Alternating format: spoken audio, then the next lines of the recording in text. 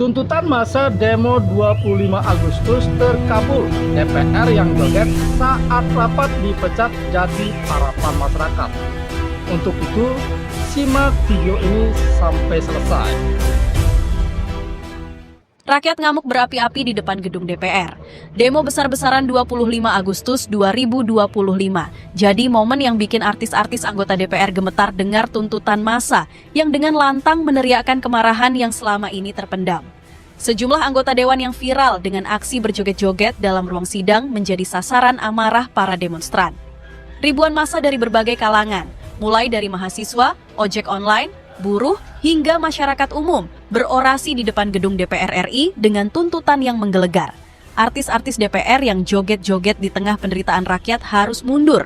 Berdasarkan kabar yang beredar dan laporan dari berbagai sumber, kemarahan ini dipicu oleh viralnya video Uya Kuya, Eko Patrio, dan artis-artis lain terlihat berjoget-joget di sela sidang tahunan MPR.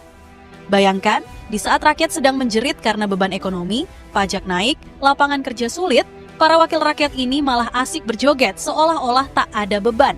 Bagi sebagian orang, ini mungkin terlihat sebagai momen santai di tengah keseriusan politik. Tapi, bagi rakyat yang sedang berjuang mencari makan, melihat pemandangan ini adalah bak tamparan keras di wajah. Yang membuat darah rakyat semakin mendidih adalah munculnya video yang mengatasnamakan Uya Kuya dengan narasi gaji 3 juta rupiah per hari dikira banyak. Meskipun Uya Kuya sudah mengklarifikasi bahwa video tersebut hoax, tapi kemarahan rakyat sudah memuncak dan kepercayaan rakyat sudah hancur. Berdasarkan kabar beredar, banyak demonstran yang merasa dikhianati oleh wakil rakyat yang mereka pilih. Kita pilih mereka untuk memperjuangkan nasib rakyat, bukan buat bikin konten TikTok. Komentar salah satu demonstran yang viral. Yang mencengangkan, demo kali ini juga diikuti oleh para driver ojek online yang biasanya sibuk mencari nafkah. Mereka rela meninggalkan pekerjaan demi menyuarakan kekecewaan mereka. Kami kerja keras seharian cuma dapat 100.000, mereka joget sebentar dapat 3 juta. Teriak salah satu driver yang berhasil diwawancarai media. Demo 25 Agustus ini bukan hanya soal Uya Kuya dan artis-artis lainnya, tapi juga tentang evaluasi total terhadap kinerja DPR. Berdasarkan spekulasi yang berkembang di media sosial, demo ini bisa jadi titik balik dalam sejarah politik Indonesia modern. Para ahli politik memperkirakan bahwa tekanan massa ini bisa memaksa DPR untuk lebih serius dalam menjalankan fungsinya sebagai wakil rakyat.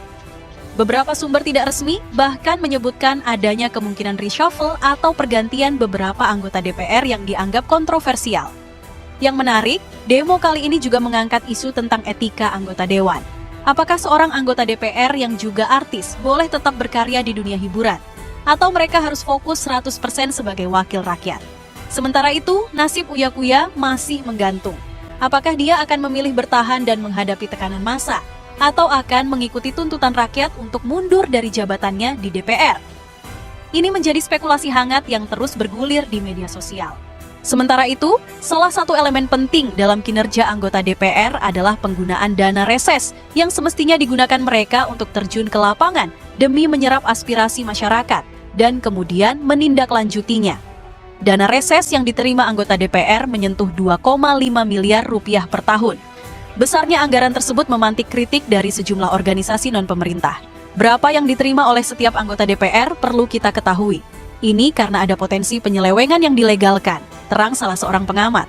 Pemasukan itu tidak digunakan sebagaimana mestinya, tapi justru untuk menebus ongkos pemilu, biaya setor ke parpol, atau merawat jaringan untuk mempertahankan posisi di DPR dan modal pemilu berikutnya.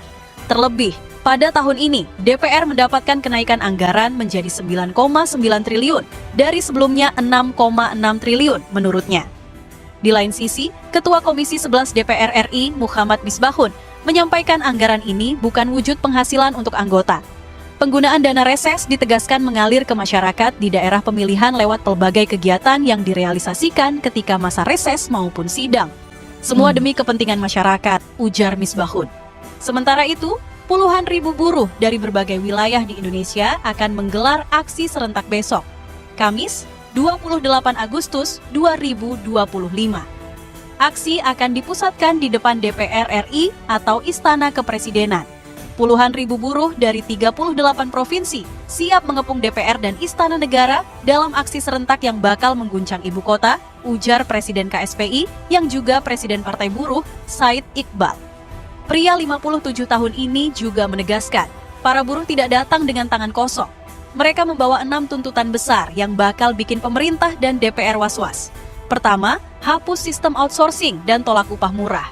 Para buruh sudah muak dengan sistem alidaya yang mereka anggap merampas hak-hak pekerja. Mereka menuntut pencabutan peraturan pemerintah 35 tahun 2021 tentang aturan outsourcing. Kedua, stop PHK dan bentuk Satgas PHK. Di tengah ketidakpastian ekonomi, para buruh menuntut perlindungan dari pemutusan hubungan kerja sepihak. Ketiga, reformasi pajak perburuhan. Mereka menuntut kenaikan PTKP menjadi 7,5 juta rupiah per bulan, hapus pajak pesangon, hapus pajak THR, dan hentikan diskriminasi pajak terhadap perempuan yang menikah. Keempat, sahkan RUU Ketenagakerjaan tanpa Omnibus Law. Para buruh ingin undang-undang yang benar-benar melindungi hak-hak pekerja. Kelima, sahkan RUU Perampasan Aset untuk berantas korupsi. Tuntutan yang mengejutkan namun logis. Keenam, revisi RUU Pemilu dengan redesain sistem pemilu 2029. Tuntutan politik yang menunjukkan buruh tidak hanya peduli soal gaji. Kabar terakhir yang kami terima, Wakil Ketua DPR RI Sufmi Dasko Ahmad sudah mengonfirmasi adanya demo tanggal 28 Agustus. Artinya, pemerintah dan DPR sudah bersiap menghadapi gelombang massa yang akan datang. Namun yang menarik, berbeda dengan demo-demo sebelumnya yang sering berujung ricuh, Said Iqbal menegaskan bahwa aksi ini akan berlangsung damai dan tertib. Ini aksi damai menyampaikan aspirasi, ulangnya berkali-kali. Ingat saudara-saudara, demo buruh di DPR pada 1 Mei lalu sempat berujung ricuh ketika polisi hendak membubarkan massa. Massa membakar ban di depan gerbang DPR. Apakah kejadian serupa akan terulang besok? Yang membuat situasi semakin menarik, tidak semua serikat buruh mendukung aksi ini.